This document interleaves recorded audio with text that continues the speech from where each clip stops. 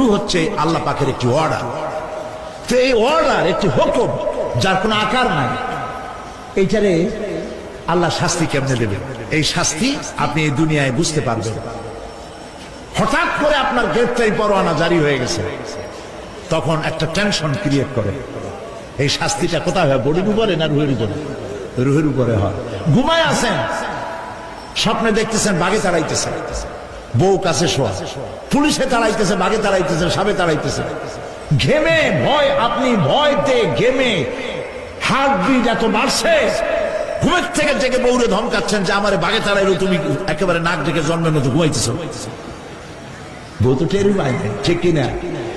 এই যে বাঘে তাড়াইলো, পুলিশে তাড়াইলো, সাপে তাড়াইলো, ঘুমের মধ্যে কষ্টে ঘাম বেরিয়ে গেল, এই শাস্তিটা কিছুর উপরে হয়েছে? রুহের উপরে। এটা আল্লাহ দেখাই দিলেন, মরার পরে এর থেকে মারাত্মক কঠিন শাস্তি রুহের উপরে হবে। তারপরে বডি বানানো হবে জাহান্নামে দেওয়ার জন্য। এগুলির ব্যাপারে আমি আলোচনা করেছিলাম চট্টগ্রামে বছর সূরা নাবার তাফসীর করেছিলাম। সূরা নাবা আম্মা ইয়াতাসাআলুন 5 দিন তাফসীর করেছি। 31 জন হিন্দু খ্রিস্টান মুসলমান হয়ে গেছে এবার চট্টগ্রাম। নবী করিম সাল্লাল্লাহু আলাইহি ওয়াসাল্লাম বলেছেন, কেউ যদি দুনিয়ায় বেঁচে থাকা অবস্থায় কিয়ামতের দৃশ্য দেখতে চায়, সেজন্য সূরা নাবা, সূরা আত-তাকবীর, সূরা নাজিআত, সূরা আল-ইনফিতার, এই সূরাগুলি যেন পড়ে, তাহলে দুনিয়ায় জীবিত থাকা অবস্থায় কিয়ামতের দৃশ্য দেখতে পাবে।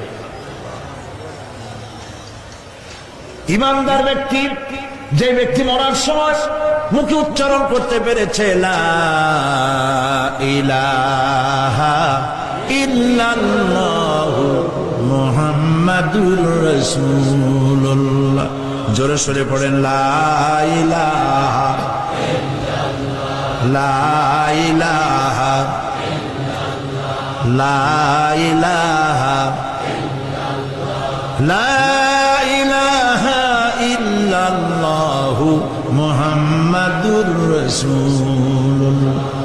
কালেমা পড়ে মারা গেল। এরপরে কবরের ভিতরে মুনকার নাকির ফেরেশতা এসে হাজির হয়ে যাবে, প্রশ্ন করবে মান রব্বুকা। ঈমানদার ব্যক্তি বলবে রব্বি আল্লাহ। বলেন রব্বি আল্লাহ। আমার রব কে? আল্লাহ না, আল্লাহ। মোহব্বতের সাথে বলেন আল্লাহ। কেউ যদি হৃদয়ের গভীর কন্দর থেকে, কলিজার মধ্য দিয়ে, মনের মণিকোটা থেকে একবার যদি গভীর রাত্রে জেগে একবার যদি বলে আল্লাহ, আল্লাহ পাক 70 বার সাড়া দিয়ে জিজ্ঞেস করেন বান্দা কি চাও বলো, আমি হাজির। কি মজার নাম আল্লাহ! এর থেকে মজার নাম পৃথিবীতে নাই।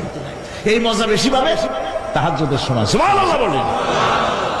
রাত জাগতে শিখুন, তাহাজ্জুদের নামাজের অভ্যাস করুন।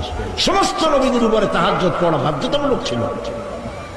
গভীর রাত্রে সব ঘুমানো, আপনি জাগুন, উজু করুন, একটা রুমের মধ্যে একা চলে যান, দরজা বন্ধ করে দিন, তারপরে 6 রাকাত 8 রাকাত নামাজ পড়ে কান ধরিয়া আল্লাহর কাছে বলতে থাকেন, আল্লাহ আমি এই সমাজের একজন নগণ্য মানুষ, তুমি দয়া করে আমারে কত টাকা দিছো, পয়সা দিছো। আমার মতো বিদ্যা জানাওয়ালা লোকেরা রিক্সা চালায়, অফিসে চাকরি করে, খাইয়া বউরেও ভালো কাপড় দিতে পারে না। তুমি আমারে কই থেকে কই নিয়ে আসছো বাবু, তার আমি শুধু নাফরমানি করছি, গুনাহ করছি, মিথ্যা কথা বলছি। আল্লাহ তুমি আমারে মাফ করো। গভীর রাত্রে গুনগুন করে নিজের কানে ধরে অপরাধ স্বীকার করে কাঁদতে থাকেন আর ডাকতে থাকেন, ইয়া আল্লাহু ইয়া রহমানু ইয়া রহিমু ইয়া হাইয়ু ইয়া কাইয়ুম। পড়েন ইয়া আল্লাহু ইয়া রহমানু ইয়া রহিমু ইয়া হাইয়ু ইয়া কাইয়ুম, ইয়া আল্লাহু ইয়া রহমানু ইয়া রহিমু ইয়া হাইয়ু ইয়া কাইয়ুম। চোখের পানি ফেলা। নবীজি বলেছেন আল্লাহর ভয়েতে গুনাহ করেছিল সেই লজ্জা করে আল্লাহর ভয়েতে জাহান্নামের ভয়েতে মানুষ যখন কান্দে চোখের পানি নাকের অর্ধেক আসতে না আসতে আল্লাহ পাক তার মাফ করে দেন। আল্লাহ পাক মা বাচ্চা যদি কান্দে মা সইতে পারে বলে? মায়ের চাইতে আল্লাহর মহব্বত কম না বেশি? মহব্বতকে আল্লাহ পাক 100 ভাগ করেছেন, 1 ভাগ সারা বিশ্বের মাঝে ছড়িয়ে দিয়েছেন, আর 99 ভাগ আল্লাহ তার নিজের মধ্যে রাখছেন। একটা ভাগ ছেড়ে দিলেন পৃথিবীতে, সেই ভাগের থেকে যেটুকু মুরগি পেল, মুরগি তার বাচ্চা ঠেকাবার জন্য চিলের সাথে লড়াই করে, শিয়ালের সাথে লড়াই করে, গরু হাতির সাথে লড়াই করে, মানুষ তার সন্তানকে বাঁচাবার জন্য জীবনটাও দিয়ে দেয়।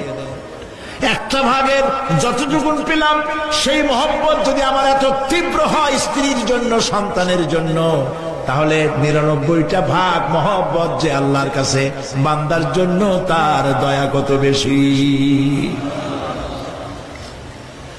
এই জন্য কবরের ভিতরে প্রশ্ন হবে, কে তোমার রব? মুমিন ব্যক্তি বলবে রব্বি আল্লাহ, আমার রব আল্লাহ। ওয়ামা দীনুকা, তোমার দিন কি? বলবে দীনুনাল ইসলাম। ওয়ামান নবিয়ুকা, তোমার নবীকে? ওই লোক বলবে নবিয়ুনা মুহাম্মাদুর রাসূলুল্লাহ সাল্লাল্লাহু আলাইহি ওয়াসাল্লাম। হাদিসে এসেছে ওই সময় নবীজির চেহারা মোবারক দেখানো হবে, প্রশ্ন করা হবে মা কুনতা তাকুলু ফি হাযার রাজুল, এই লোক সম্পর্কে তোমার ধারণা কি? লোকটি বলবে হাযা নবিয়ুনা মুহাম্মাদুর রাসূলুল্লাহ সাল্লাল্লাহু আলাইহি ওয়াসাল্লাম, ইনি তো আল্লাহর রাসূল, আমার নবী। সঙ্গে সঙ্গে গায়েব থেকে আওয়াজ হবে ফাফরিশু বিল জান্নাতি ওয়ালবিসু বিল জান্নাহ, ও আমার ফেরেশতারা আমার বান্দার জন্য জান্নাতের বিছানা কবরের মধ্যে বিছায় দাও, আর আমার বান্দাকে জান্নাতের পোশাক পরায় দাও,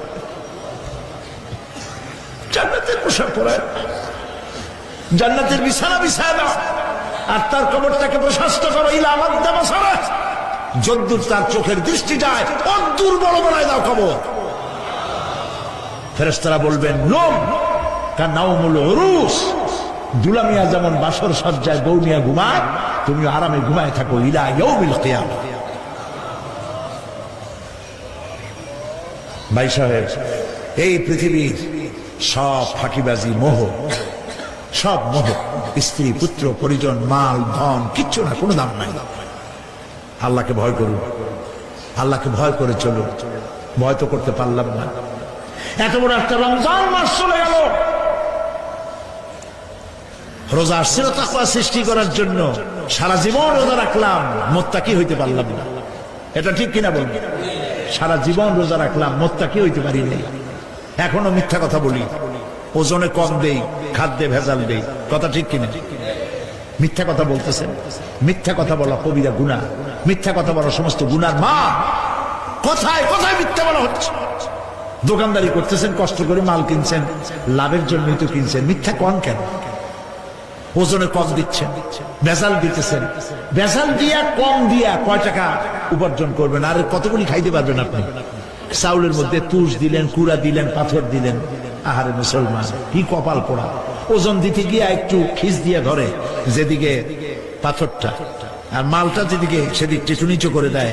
যে কেনে সে মনে করে মাশাআল্লাহ, লোকটা তো খুব ভালো, আবার তো বেশি দিছে। কিন্তু বাড়ি যেয়ে দেখবেন আপনারা 14 গ্রাম কম দিছে। ও 14 গ্রাম তো না, এখন তো গ্রাম বলে, আগে তো আমরা ছটক মটক বলছি, এখন গ্রাম বলে সুবিধার সুবিধা।